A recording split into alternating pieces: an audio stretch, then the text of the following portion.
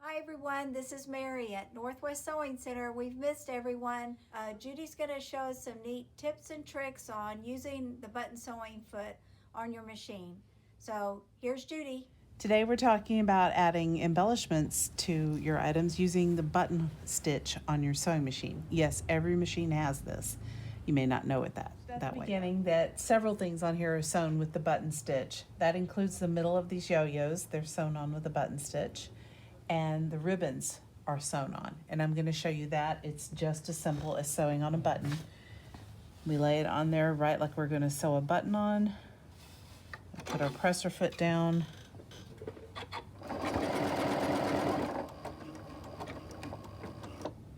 Now, obviously I don't have pink thread on, but there you are. We've sewn it on. And it's going to stay. It's not coming off. So what if your machine doesn't have a way to drop the feed dogs? Well, it probably came with a little shield like this, which fits onto your needle plate and blocks the feed dogs. We're going to use that on this machine. Take this off and take the foot off because we need that thread to come up through the plate. So we're going to put our plate cover, put our bobbin back in, and pull the thread back up through the new plate cover.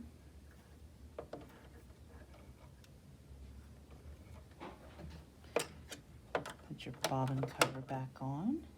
We're going to add a button foot.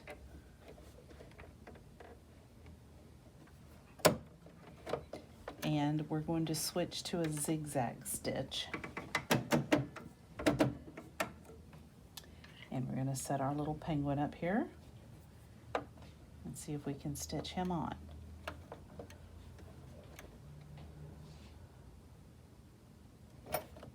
We'll check by hand wheeling.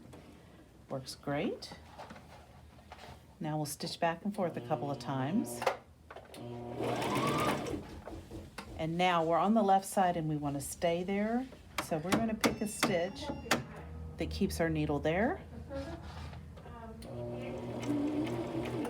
And that's essentially a lock stitch. And guess what? You just sewed on a button. Thanks again, Judy, and everybody for joining us for this week's Tip of the Week.